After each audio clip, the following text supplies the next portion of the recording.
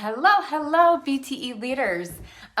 So I have been sharing this message with quite a few. I've been asked to speak on quite a few other leaders groups for their teams. And I thought, I haven't even really shared it with you guys. So something that I've been thinking about, it's kind of the secret that I've learned over my last 13 years this week. On the 21st is my 13 years with Scentsy, the 21st of this month. So I've been kind of thinking about what I've learned and looking back on kind of the different things that I've learned that I will take with me and moving forward. And a lot of people are redoing leadership programs or even just revamping and taking a look at their team and being like, okay, after the nice high season, we're kind of stalled. So what do I do now? What am I doing wrong? How do I get everybody else engaged?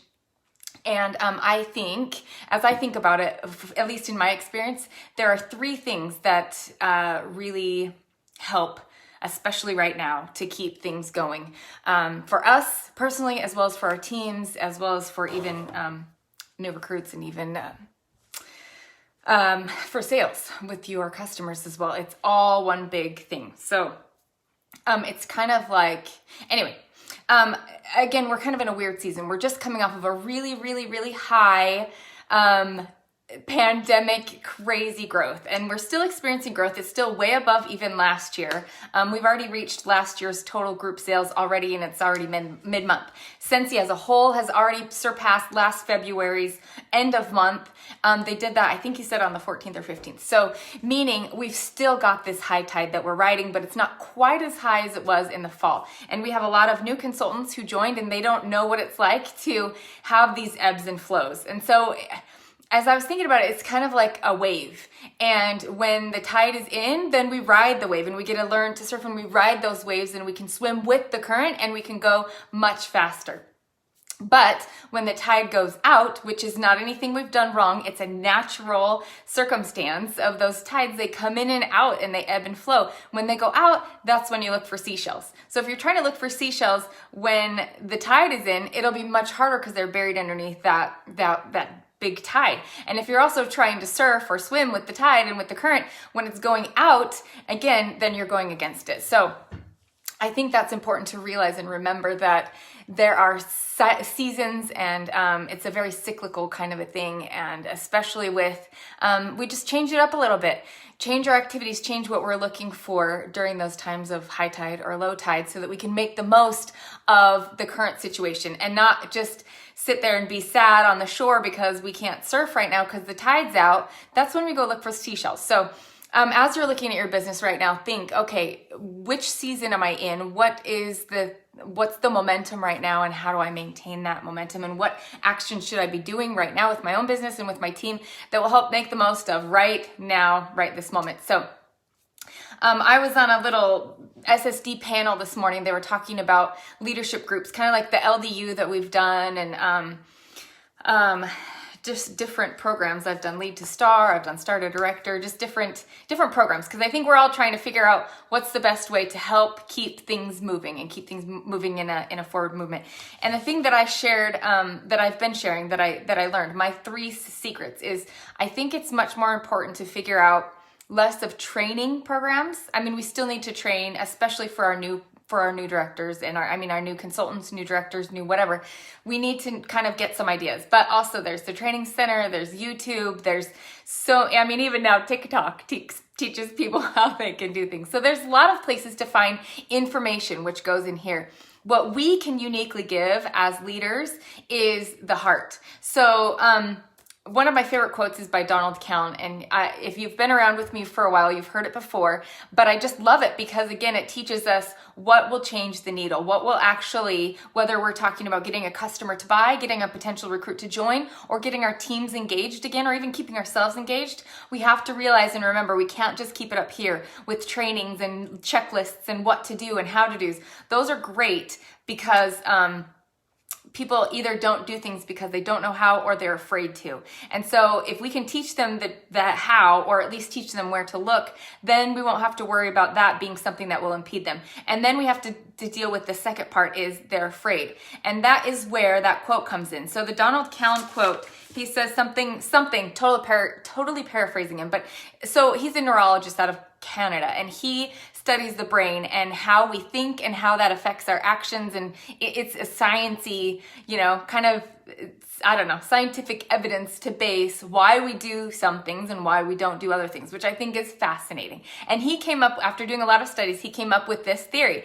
And he says that the primary difference between emotion and reason or logic is that emotion leads to actions, whereas reason leads to conclusions.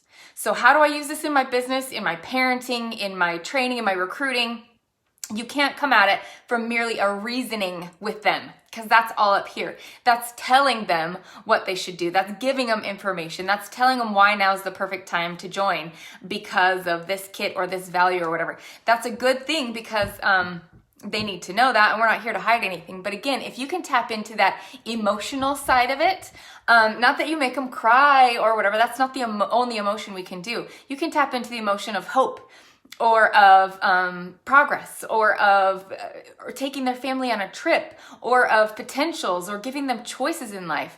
So whatever that potential is, if you can help them tie into that emotion, that emotional connection, then it'll be a lot stronger, and it'll help them go from knowing what to do to actually doing it. So as you are leading your teams and trying to keep everything rolling and trying to nourish them in a way that will help make them feel seen and heard and valued and keep them going, that emotional connection with you will keep them running at high speed way more than even just you giving them a training and telling them what to do. So like I said, we need to support our teams, but at the same time, something that can't be given otherwise is that connection. And the 3 best ways, so my little checklist when I'm thinking of, okay, am I connecting with my team? Or I see somebody kind of floundering, what do I do? Or I want to create a training, what should I make sure? Or I'm going to create an SFR retreat and we're going to get together. Should I give them training or what should I do? The 3 pillars that I remember, and here's kind of my takeaway for today as you're thinking about how to create that emotional connection with you and with your team and with their business. Here's my 3 secrets that I figured out. It's building belief, creating and celebrating momentum, and a sense of belonging.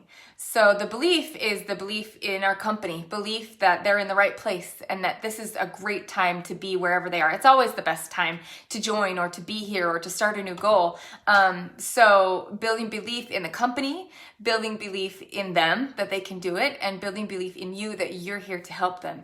And my favorite way to build belief is to create goals, have them get out their action sheet and decide, dream big. What are they going for? And then help build that belief that they really can make all of their dreams come true with Scentsy, and that they have something in their hands that helps them to know what they can do.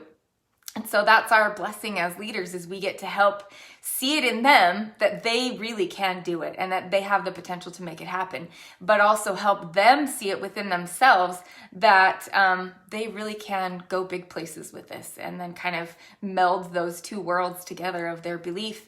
And then that action plan will help them plan it out exactly. Now they know where they're going and what they need to do and the little steps that they can do to help get them there. And when they see it, it's a lot easier for them to work on that path. And then you won't be pulling them along. You won't be pushing them towards their goals.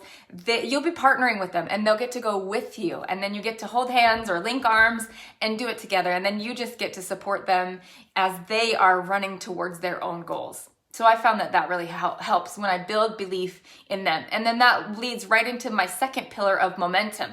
Then you have some baby steps and some actions that you can cheer them on. So even if they haven't reached their big goal yet, it took me 13 years to get to Superstar Director. Okay, 12. But still, that was a long time. And if I would have only been waiting to celebrate that big, huge goal, I wouldn't have had any momentum because phone call and failed at that goal. So when I took it to the action plan and I could make steps, then I could celebrate the progress of every step.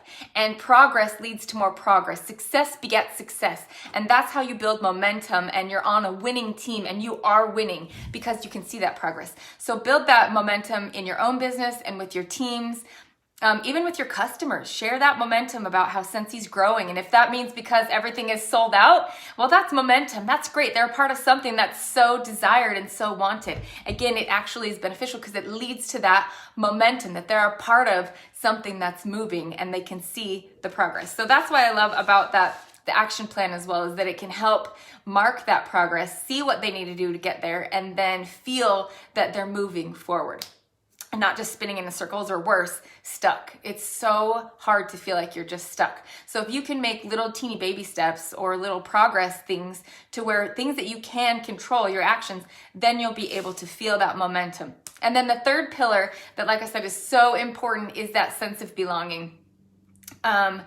Oh, thanks, Debbie. I'm glad that you feel that momentum. The third is that sense of belonging. Again, like you said, we're part of the BTE, the best team ever. It's that idea of we belong together. Humans need and value connection to be able to be humans. That's part of what we're wired for. And especially now with such a disconnected world, ideologically as well as physically, and with the pandemic and with so many things, we crave connection and belonging. Everybody needs to know that they belong someplace and that they can bring their authentic self and have a seat at the table and be accepted. And I think that's what I love about our company, is one of our core values is authenticity. We can truly be who we are and come as we are, and yet be a part of something big and a part of something better, and that we truly have a place where we belong. So as a leader, if you can instill that in your team or even in your customers, that they belong with you and that you value them and that you see them, or even with your potential recruits, who wouldn't want to come be a part of something where they know they're going to be accepted and they belong and they have a seat at the table?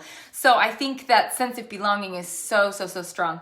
So some of the things that I do to create sense of belonging, I just did today. I can share with you. It's a really silly little, I think it was 4-second video that I just made, a silly little video of my little self, and it just said, hey, I see you're active. Congratulations, way to go. Here's your little party time for your something stupid like that.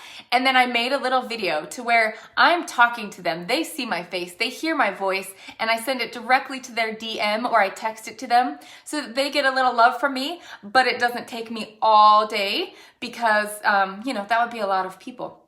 But still, it creates that sense of belonging that I see them and I'm celebrating whatever it is good that they've done. This one that I did today was just, I sent it to everybody on my team who's active.